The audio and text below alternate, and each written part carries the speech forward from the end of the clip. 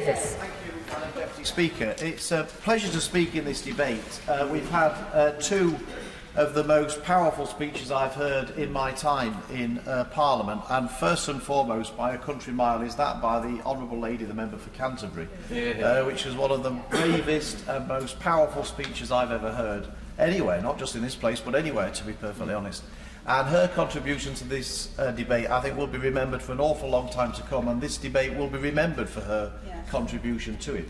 Followed hot on the heels by my old friend from Wyre Forest, who also made an incredibly powerful speech regarding his late constituents. And if those examples don't force us into some kind of action, then nothing will. And it's a pleasure to follow on from their speeches. Now, I want to make points that I don't think anyone else will make, Madam Deputy Speaker, which is my role often in these debates. And what I want to try and stop is, when there's been all this sort of consensus, is the idea that we've had through this debate that domestic violence is a gender-based crime. It is not, and we will be doing a huge disservice if we were to run away with that idea and make this piece of legislation work only on that basis. Men are perpetrators of domestic violence. Men are victims of domestic violence. Women are perpetrators of domestic violence. Women are victims of domestic violence. I'm going to go through the figures in a second to show why it isn't gender-based. And we in this House have a duty to treat everybody equally before the law.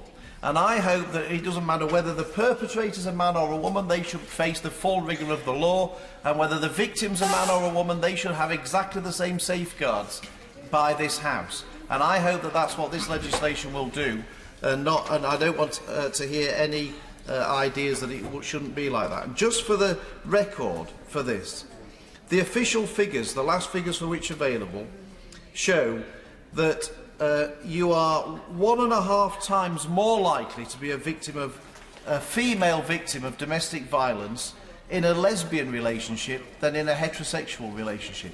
We should not be leaving behind those victims of domestic violence by running away with the idea that it's gender-based. Men are just as likely, 5.1% of men reported being victims of a non-sexual partner abuse with a male partner, which is exactly the same level as women have with a male partner. Men are just as likely to abuse a male partner as they are a female partner. So let's not say this isn't gender-based violence. This is unacceptable violence by all sorts of people, and we should treat them all equally before the law. I'll give way to my honourable friend. Can I thank my honourable friend for giving way? He needs to accept the facts that women are more affected by domestic violence than any other group. Would he not agree with the recommendation of the Joint Committee that rather than putting it on the face of the bill, perhaps for some of the reasons that he's talking about, but that we actually take the approach the government has accepted, that we have statutory guidance to make sure that those who are commissioning services are really clear of the need to reflect the needs of women in the services they provide? Well, I want all victims to get the services that they need. We've just been hearing on our Women and Equalities Select Committee the instances, the male victims of domestic violence. We heard very moving accounts of that recently. We all want to make sure that they get the services that they require too. This isn't about either or. I want to see everybody who is a victim of domestic violence get the treatment and support that they need. And I don't care whether that's a man or a woman, and neither should we in this House. We should want to provide those facilities and services for everybody, whether that's someone who's in a majority category or a minority category is irrelevant. There are two things, Madam Deputy Speaker, having got that on the record, there are two things that I would like. There's much in this bill that I support, and there's some things that I would like to see added to it. And I just want to mention the two things in the time available that I would like to see added to it. One of the things that I've been increasingly troubled by in recent years is the levels of parental alienation, where one parent tries to turn the other parent against the children against the other parents. They use the child as a weapon in their dispute. And this is a growing phenomenon that I certainly see in my surgeries, but also which is well documented.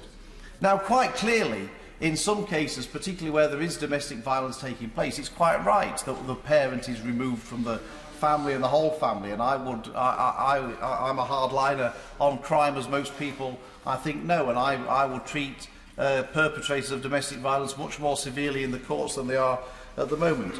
But I think that where there is no good reason for a parent to remove the contact of that child from the other parent, I think that parental alienation should in itself be seen as a form of domestic abuse.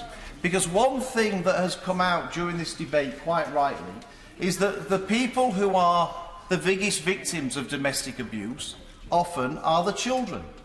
And I think that when a child is deliberately turned against another of the other parent for no good reason, that should be included in the definition of domestic abuse.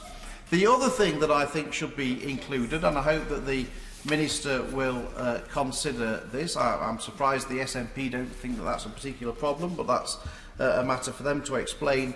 They ought to meet some parents who suffer from parental alienation. They might realise what a massive issue it is for those. It often leads to suicide amongst people as well, which they ought to think about, those people. The other thing is, when people make a false allegation of domestic abuse, which is also a very, very serious thing, I think the government should consider that also to be a form of domestic abuse in this relationship, in this legislation, because that is one of the most terrible things that somebody could be wrongly accused of. Thank you, Madam Deputy Speaker.